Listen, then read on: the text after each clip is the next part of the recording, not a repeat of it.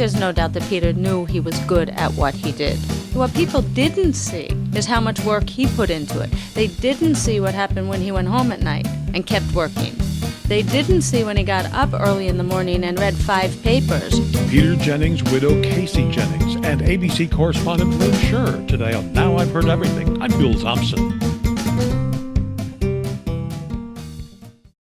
A couple of decades ago, this was before the internet became the place where most people got their news, network television news was king.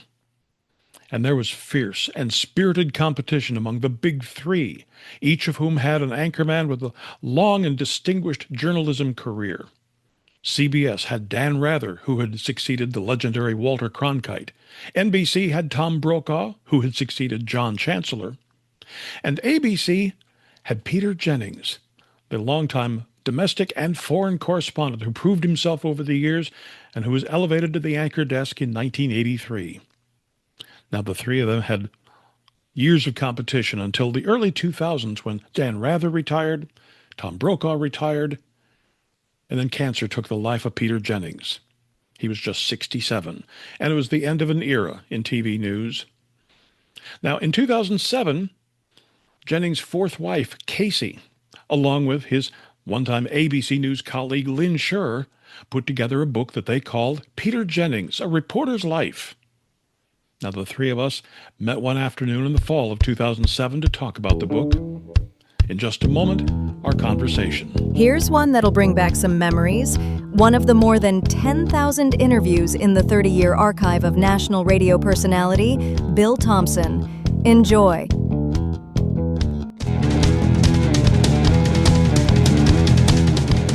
So here now, from 2007, Kayce Jennings and Lynn Sherr.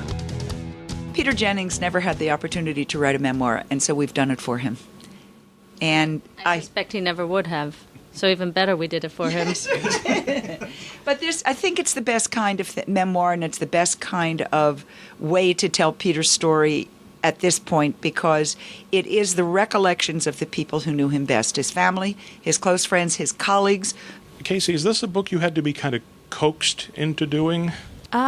Yes, although I would say that Lynn went so far as to coax me. She had a really good idea, which I didn't buy into for about a year. And when I finally did, it was because I saw what Lynn saw, that these were the interviews that we compiled that create the narrative of this book, are really remarkable in their honesty and their rawness and their ability to capture Peter and capture his life. And his life was an incredible adventure, and to be able to take people along on the ride seemed in the end worth it, because there are a lot of values that are well worth exploring, both journalistic and human, that are represented in that. What struck me from the first page was how these went beyond the platitudes that people usually give when someone has passed. This, wow, what a great guy. Oh, he was terrific. Oh, we all loved it. These are very specific and very concrete and very consistent recollections all across the board. I think that's one of the things that struck us most, was that there were 81 interviews conducted right after Peter Jennings died in August of 2005.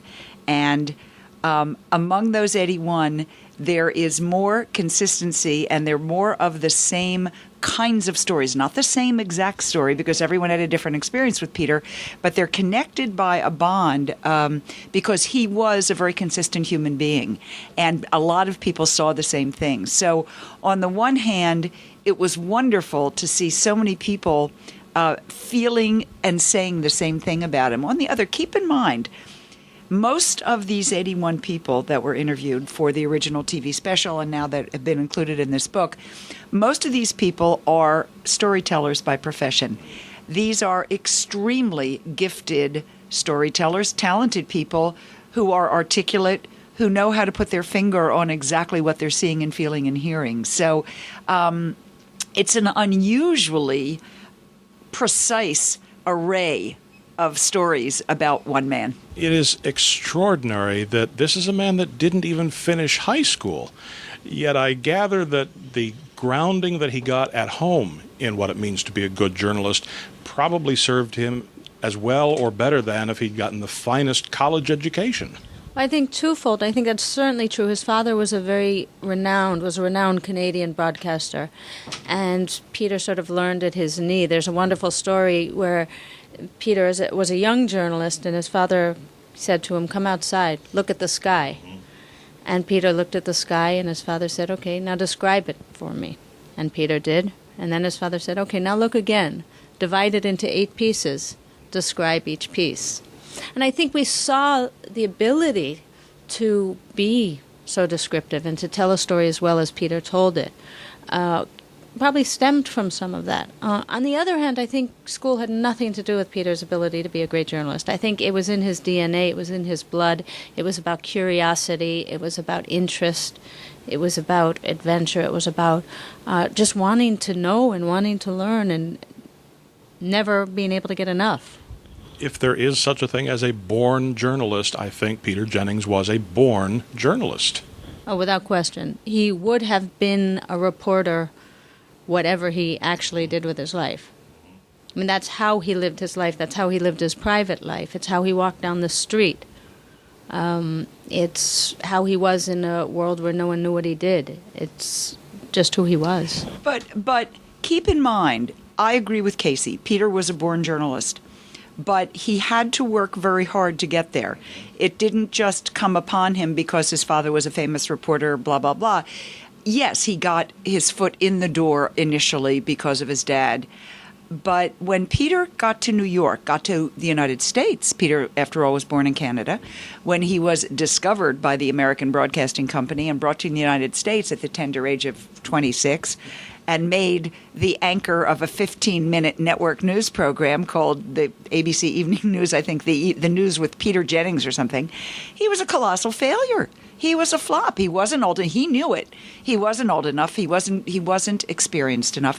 So Peter, who was or wasn't a decent reporter at that point in his life, then made it his business to go out and learn to be a really fabulous reporter and get the experience that he knew that he needed to climb up in the world. And he became a truly wonderful reporter. He became a reporter who understood that it wasn't about him, it was about the news. And it wasn't about who was telling people the news, it was about the people to whom he was telling the news. And that was eminently clear throughout his career. I was going to add, because he did become a truly great reporter, he also became a truly great communicator. And Peter understood that communicating was as important, and he worked very, very hard at communicating. When he did a narration, most people go into a little booth and read a narration. Peter refused to do that. He read his narration in the edit room where he could see the picture. And he did it over and over and over again, even at the end of his life. He would what we call retrack, re-narrate, and then he'd see the piece and he'd do it again because he wasn't happy. He took communication as well as reporting very seriously because of his respect for his audience, I think. Well, I have to tell you that the amount of homework that he did made it very intimidating for me to prepare for this interview because I wanted to do that much homework. I mean, I could not have done this had I not read that book thoroughly because it would have been doing him a disservice. It's true. He worked extraordinarily hard and was very demanding of himself, and as is clear in the book, hugely demanding of others, which didn't always make them happy. But he really expected intellectual rigor in himself and in others, and expected the reporters who worked with him to be as excited about what they were doing as he was, and as rigorous. Well, and Lynn, you experienced this with him on the day of the Challenger explosion. I did. When Challenger blew up, I was in California, and with what my husband used to refer to as the entire A-team of American space coverage. We were all that to cover a robotic flyby of the planet Uranus, one of the Voyagers, and we were not at the Cape for that liftoff of the space shuttle. I immediately went into the Los Angeles Bureau and, of course, was on the air all day for however many, 8, 9, 10, 11 hours that we were on the air. Peter was in Washington. He had come down to Washington for the State of the Union for a briefing with President Reagan, and all of the reporters at the briefing with President Reagan immediately went back to their bureaus. Peter slid right into the anchor seat and kept going. I knew that Peter didn't know that much about the space program. He knew a little bit, and he was no dope, but he didn't have the inside info. And during all the time we were on the air, he would ask me questions, and they were always good questions. And I would answer, and I discovered to my delight that he actually listened to the answer. And once he heard the answer, he would then pose another question based on what he had just heard. So he wasn't just going through the motions. He was actually conducting a real interview with me, his friend, his colleague. In that case, I was the expert, but he was pulling the information out of me, feeding it into his brain, and then making his anchorship, if you will, a better thing for that. And that was the moment. I always had great respect for Peter, but that was the moment I knew this is truly a man who understands what anchoring is, which is, as you know, very different from just being a reporter. After this short break, Kayce Jennings and Lynn Sherr spill a little tea about Peter Jennings. You know, AI is not just for 22-year-old coders. A lot of us older adults are drawing on our life experience to find unique and creative ways to use AI, at home or at work. Got an AI success story you'd like to share? Tap the link below to visit our YouTube channel, AI After 40, and let's keep learning together.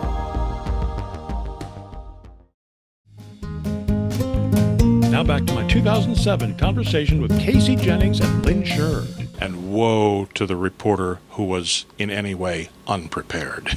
Oh yeah, Peter smartly, correctly, wisely didn't suffer fools, particularly not other journalistic fools. But it should be pointed out that wasn't because of an ego, like how dare you come into my presence and be unprepared.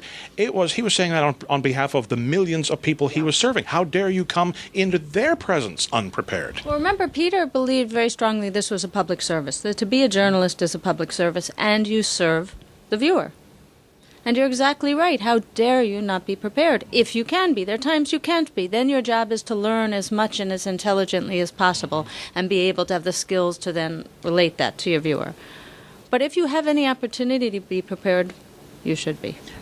Let's not keep going without suggesting Peter was not a saint. We're not here to canonize him. He had some annoying, shall we say, behaviorisms, and he did some things that made you want to wring his sweet little neck from time to time. And Kayce often makes the point, and I think she's quite right, that Peter was no more demanding of other people than he was of himself. But he would sometimes run you through the hoops on something, and you got the feeling every now and then he was sort of exercising a certain, well, let's see how far we can go on this. And he also had that irritating sort of anchor habit of stealing your lead. So you'd write this wonderful piece to go on the air, and it would get to Peter's desk, and somehow the lead would disappear and the word would get back. Would you mind starting with the second paragraph instead of the first? And you would find your wonderfully crafted sentence coming out of Peter's mouth later on. But he wasn't stupid. He didn't steal the bad lines.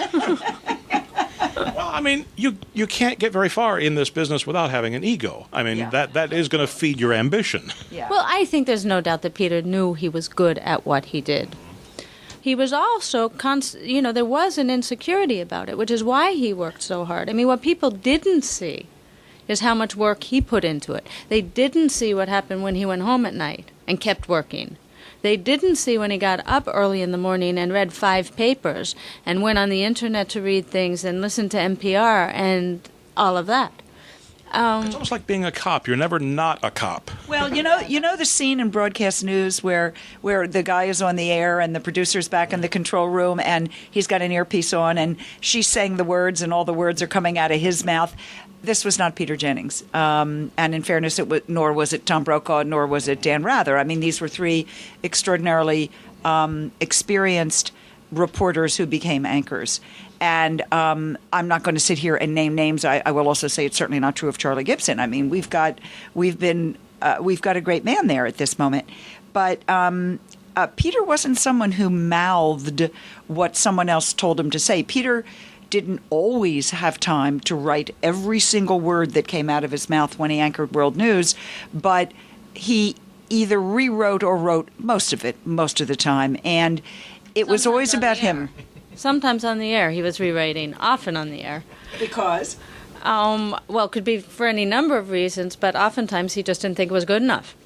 Also, though, he not only didn't mouth the words coming through his earpiece at him, he was also oftentimes directing his director. So he was not only changing the script, reading the copy, interviewing correspondents, he was telling the director what he wanted to see and what he wanted us to see. There is a passage in the book, and forgive me, I don't remember whose recollection it was, that they said that he was basically offered, their job was to give him a menu from which he would then choose what he was going to do, and they didn't quite know which button to push because they didn't know which correspondent he was going to go to at that moment. Well, there's a wonderful a quote in the book also, and of course everything, as you know, is based on is from interviews with other people. There is a narrative through it, and we sort of think of it as a conversation with Peter Jennings, about Peter Jennings, because Peter's voice is in there also. It's his kind of storytelling. But the fellow who ran the audio board at ABC News talks about the fact that when Peter was on the air on one of those breaking stories, there were maybe 5 to 10 or a dozen correspondents in the field, and at any moment, Peter could go to any one of them to ask a question. And the audio guy's responsibility, as you well know, was to make sure that the correspondent's mic is open so that when he starts to talk, he never knew where Peter was going. But he developed a relationship with Peter where he could figure out his body language and he could figure out who he was going to talk to. And sometimes Peter would cue him, and sometimes Peter would, cue him by way of saying, "Let me now go to Lynn Sherr and see what she thinks." That was a good cue. Normally it would be, ladies and gentlemen, we're really worried about this, and I'm really wondering, Lynn Sherr, what do you think about? And then the audio guy's responsibility was to get my mic open, so that get that pod open. But not too soon, because they don't want to catch you saying, "When's he going to go to me?" Yes, exactly right. And it's an art form. And Peter liked to keep everything fresh. He wanted everyone on their toes, and he wanted absolute spontaneity. If Lynn had said something that taught him something new and made him want to go to Sam Donaldson at the White House, he wanted to do that. He didn't want to have to plan it. He wanted to be fresh. He wanted to be spontaneous. He wanted to go where the story took him, and insisted on that. And the people who worked with him had to learn to go with it. And they thrived on it. And they did it very well. Kayce talked about Peter also directing while he was on the air. And you can, anytime you see a clip of Peter doing a live broadcast of a breaking story, you can see it. You can tell, because he would say, for instance, in the 9/11 coverage, at one point, the picture of the towers, this, that, and the other, and you hear Peter saying, look at that, whatever. And then he says, let's just keep that picture there for just a few minutes longer while I tell. What that is telling the director what to do. He's directing the director. In most shops, the director is in the control room putting up the pictures that he thinks or she thinks goes with the story. In this case, Peter was saying what he wanted on the air. In fact, had the director come back to him, you might have heard, as Peter did sometimes, to say, "Now, Roger, will you go back to the pictures of the towers? Let's stay with the towers for a while." Peter was actually one of the first, I remember thinking this, Peter was one of the first guys on the air to try to break down that invisible wall between the viewers and the studio. For years, television was magic. It was simply magic. People knew they could push a button and they could get something. And you weren't supposed to know how the sausages were made. You weren't supposed to know there were 90 million people in the background screaming and yelling and doing this. And Peter very early on would say things like, "In case you're interested, the way we got that picture is this happened." And for him to say, Roger Goodman, the director, who's also in the book, "Roger, let's do this," that's Peter talking to Roger and letting the audience in on the fact that Peter, is asking for something. I once did a thing for an election where I was in a virtual studio. It was a bunch of years ago. It was one of our first forays with virtual reality, where I'm standing in a room, a teeny little weeny cubicle of a room, and they had projected stuff. It looked as if I was in an immense room with stuff going on. At the end of the broadcast, Peter said, "Lynn, come on out on the floor." And I came out. It was the end of the election. And he said, "I want to show everybody what it is." And he said, "This is what you look like now. You saw all the gimmicks." He said, now let's see it, Roger." He said to the director, "Let's see it without that." I'm standing in a room. And it was like the emperor without clothes on, although it was, much more modest than that. And I at first was a little shocked, and I thought, we're in the illusion business. We're trying to give people a little magic. And Peter understood that the country was moving to or the world was moving to a point where they wanted to know what was going on, and it was extraordinary to me. And I suspect no one knew that was coming that night. Oh. I suspect Peter just suddenly had this idea that here was this neat stuff that they were doing. Let the audience in on it. Let them see just. And we're his friend. Why not? I think that's right. He was talking to us. Now you can get your copy of Peter Jennings, A Reporter's Life by Kayce Jennings and Lynn Sherr by tapping the link in our show notes, by clicking the link in the description below if you're watching this on YouTube, or by going to our website, heardeverything.com.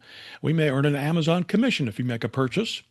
Heardeverything.com is where you can also find my 1987 conversation with Peter Jennings' longtime ABC colleague, Sam Donaldson. For some reason, some people believe that when someone's elected president, they ought to be above the type of tough, blunt questioning that they applaud when it comes to the mayor and his brother who's got the sewer contract. And why is that? Well, I don't believe that. And my 1994 conversation with CBS's Dan Rather. A good reporter must be skeptical. Cynicism is something completely different. I can truthfully say that while I've made a lot of mistakes, becoming a cynic is not one of them. And of course, we post new episodes of Now I've Heard Everything every Monday, Wednesday, and Friday, and you can find us wherever you find podcasts. And thank you so much for listening. Next time on Now I've Heard Everything, he's the adopted son of a U.S. president. He was a radio talk show host, a conservative talk show host, and he's an advocate for adoptees.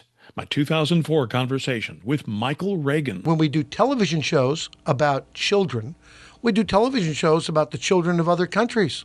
When was the last time you saw a television show about the children in this country wanting to be adopted? You never see it. That's next time on Now I've Heard Everything. I'm Bill Thompson.